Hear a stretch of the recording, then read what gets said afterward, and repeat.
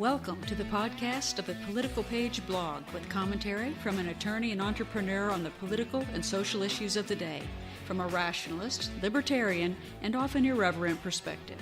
This is Political Page, and here's what's on my mind today.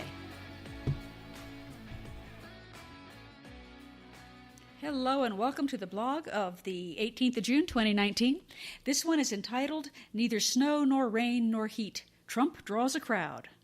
Now let's take a little wander back through 2015, shall we? It's primary time, and Donald Trump, you know him, the clown candidate of the Republican side, is drawing big crowds. Big crowds. And with typical Trumpian braggadocio, he announces that nobody has crowds like these. He thinks he's doing pretty well. Now, the media, they reluctantly admit that, yes, he's drawing large crowds, and they are packing the venues, and there are people waiting outside, but then they torpedo the most obvious conclusion that follows, which is that there's a lot of energy behind Donald Trump. And what do they say? Energetic crowds, huge turnouts, they mean absolutely nothing at all. Trump may be buying into the hype, scoffed the AP. After all, a senior advisor from the Mitt Romney campaign, think about that. That's who they're quoting. That was an abject failure of a campaign, right? But anyhow, let's go on. A senior advisor from the Mitt Romney campaign confirmed that crowd sizes have absolutely nothing to do with what happens on Election Day. It's irrelevant. Polls are what counts. And the polls said Trump had no chance at the Republican nomination, zero, zip, zilch. He won the primary. Now, as the general election got underway in 2016, Fox News kind of pointed this out. Kind of a puzzling thing, possibly significant, they wondered. There's a crowd size differential between Donald Trump and Hillary Clinton, and it seems to fly directly in the face of the polling, which told us that there is a 98% absolute likelihood that Hillary Clinton was going to be the 47th president of the United States. But Trump, I don't know. Trump was consistently filling these venues with crowds in the tens of thousands. Thousands more people waiting outside. Clinton was having difficulty breaking 300. Pundits, again, they dismissed it. No significance whatsoever. It's just optics. Clinton, they explained, is much smarter. She's focusing on getting out the crowds on Election Day, not at any kind of a rally.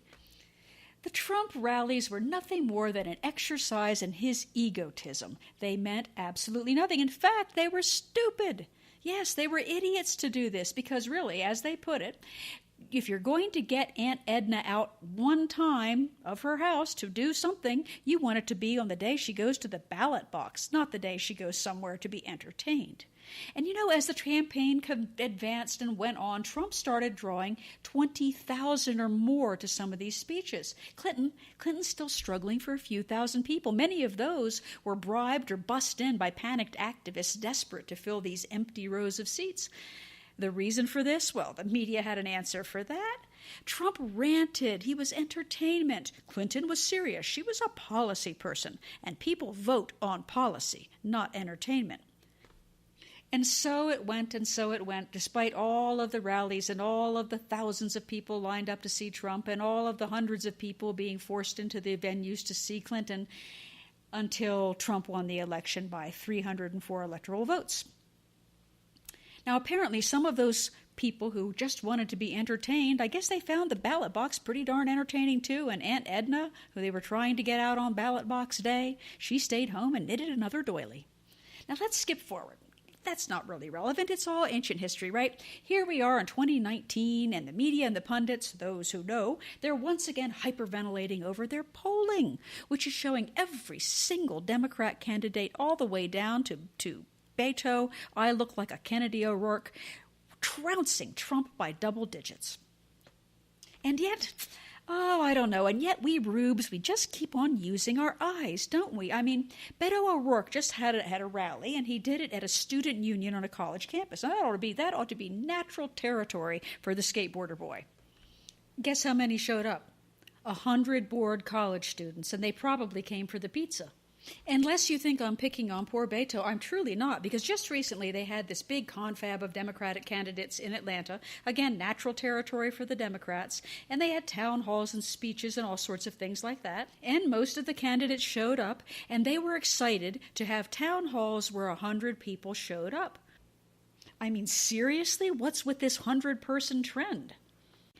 Cory Booker is actually reduced to giving speeches in people's living rooms.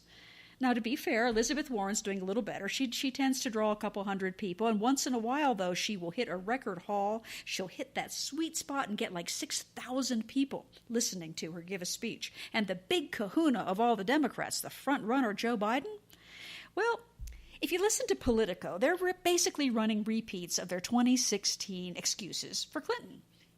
He is a front runner, they insist, in everything except, well, crowd size. Because do you remember the build-up to Biden's announcement? Do you remember all the will he, won't he, questions in the press, the erudite articles written about whether he should run? Would he be ignored as an older white person, or would he sweep in and take the nomination? The latter meme seems to be the one they're going with, in case you missed it. Well, anyway, they're going with the same thing that they said about Clinton, which is that the crowd sizes and who turns out to see Biden do not really matter. But oddly enough, just like it was in 2015 and 2016, it is now appearing that hundreds of hopeful attendees for the Trump rallies are showing up days early for his events. Because what's happening is today, the day I write this blog, Trump is going to announce, surprise, surprise, right, that he's running for the presidency in 2020. Now, this is all the excitement, if you think about it as a plot line, of watching grass grow. Everybody's known since the day he was elected that he was going to run again in 2020. He's an incumbent president of his party, right? So there shouldn't be a lot of excitement here, but he's going to Orlando and he's going to the Amway Arena. Now, we're not talking about a living room. We are talking about an arena, a sports arena that seats 20,000 people. Imagine the optics if that was partially empty, but it's not going to happen. Because at least 2 days before this event, something started to happen. People started to show up and line up outside of Amway Arena.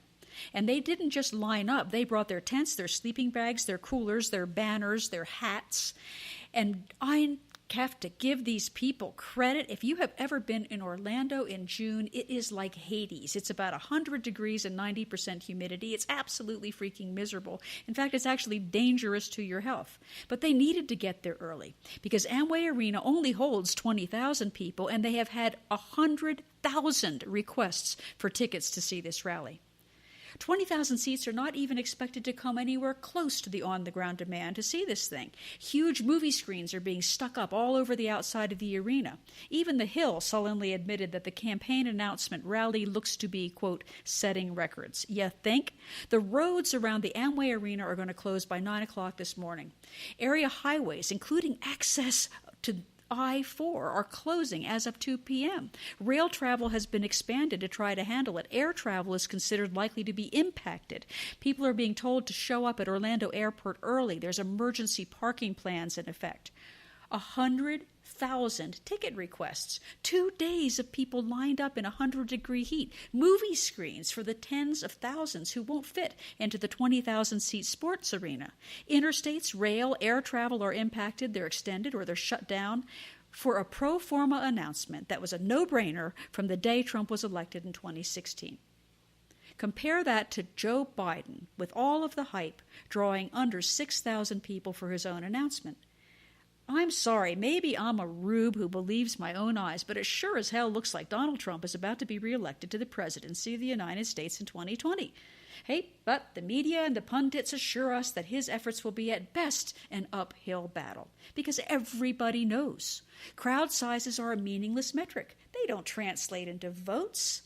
2016 was an aberration. Believe the polls and believe what your betters tell you, you rubes, not your own lying eyes.